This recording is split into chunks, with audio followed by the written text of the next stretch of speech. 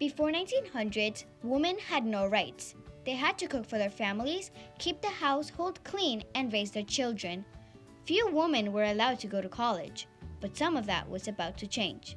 My name is Ambar Santiago Rojas, and this is When Women Won the Right to Vote.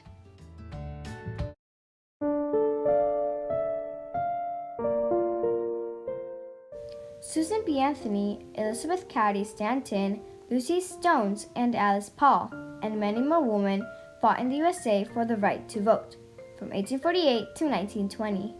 Tragically, and despite the important gains for women's rights, it was not for all women. Women of color did not win the right to vote until 1965, but it was a huge triumph when they won the right to vote.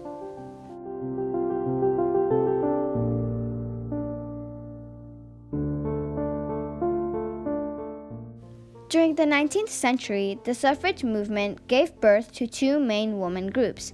The National Women's Suffrage Association, NWSA, considered a moderate organization under the leadership of Carrie Chapman Catt, founded in 1869. The National Women's Party, NWP, a much more militant organization, founded in 1916 under the leadership of Alice Paul. When Elizabeth C. Stanton joined the anti-slavery forces, she and Lucretia Mott agreed that the rights of those facing slavery and women's rights needed to be redressed. In 1848, they made a call for a convention to discuss women's rights in Seneca Falls, New York. At the convention, they issued a declaration that called for the women's rights to vote, access to education, and employment opportunities.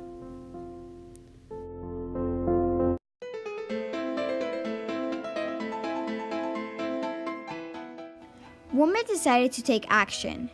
It took women bravery, passion, and a long way to win the right to vote. They organized for 50 years, education drives, circulated petitions with thousands of signatures. Women organized rallies. They lobbied President Wilson and Congress to pass a constitutional amendment to enfranchise women. Women faced violent confrontations with authorities and jail sentences. Susan B. Anthony was arrested and convicted on November 5th of 1872 by a judge in Rochester, New York, for casting a vote for the presidential election. The Night of Terror was a brutal incident where members of the suffrage movement were beaten and tortured for seeking the right to vote on November 14, 1917.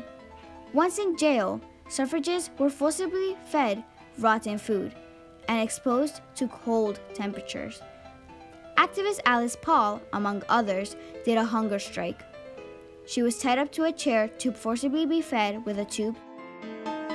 After fighting for over 71 years, women finally got the right to vote. On May 21, 1919, the House of Representatives in Capitol Hill, Washington, D.C., passed the 19th Amendment. Finally, in August 18, 1920, women in the USA got the right to vote. Unfortunately, this only enfranchised white women.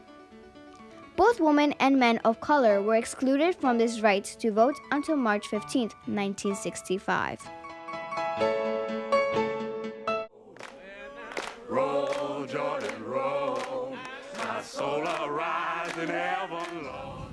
When I think about the suffrage movement, the women's right to vote, I think about how it's so interconnected and it was entwined with the abolitionist struggle to end slavery, to stop the enslavement of Africans who had been brought to America in chains. And the two were interconnected. And Sojourner Truth, who was one of the leaders of the abolitionist movement, made a very famous speech in which she said, "Ain't I a woman?" And in other words, the struggle for freedom for African Americans and for women was one and the same.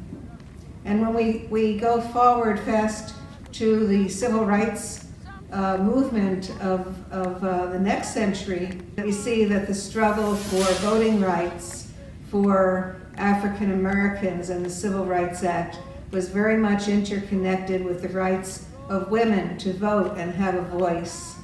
And participating in that movement and helping to lead that movement for civil rights gave women more power for the right of women within this movement and within our country. And I think today of Stacey Abrams, who should have been elected, who should have been sworn in as governor of Georgia after the 2018 elections, but due to voter suppression and trickery, she did not become the governor yet. She would have been the first African American, the first woman African American governor in our entire country, right there in the heart of the South in Georgia. My soul arising ever, Lord, for the year when Jordan rolled. The passing of the 19th Amendment was definitely a historic occasion, of course. And, you know, there was the suffragist movement, which was really important. But I think it's also important to remember in history the fact that this left a lot of Black women out of having the right to vote, and that many Black women didn't really get the right to fully be able to vote until like well into the 1960s, almost like 40 something years after the 19th Amendment was passed. The suffragist movement was, you know, really important. Of course, it empowered many women, but I think it's also important that it empowered a lot of white women, and that it also brings to attention the fact, even to today, the necessity to see interlocking layers of identity when it comes to people, that people aren't just a woman or a man or Black or white, and that there's intersectional layers of identity that affects people, especially, you know, in our country, in the United States, and especially during that time, because Black women had to deal with not only sexism, but racism in being Black women. And the fact was, when it came to the suffragist movement, there were racist men, racist white women, racist people who, you know, the idea was more so for, at that time, you know, white women to kind of get on the level of their white husbands and such, and brothers and such, to be able to have the same rights as them. So it kind of still pushed this idea of white supremacy rather than this idea of equality for all. And one of the great things that, you know, Black women, in seeing this, because Black women have a long history of being revolutionary forces, that when Black women join campaigns, you usually have a very good chance of winning a campaign and fighting for their rights.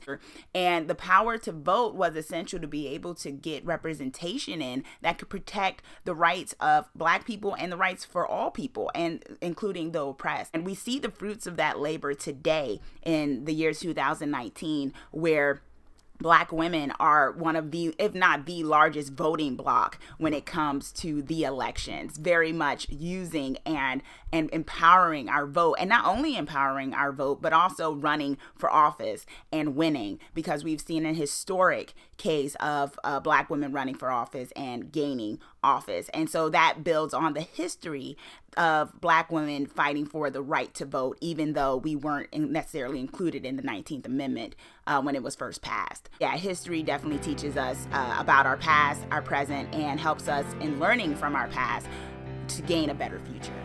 I hope you found this video really informative. We as women are revolutionizing our world. Thank you for watching.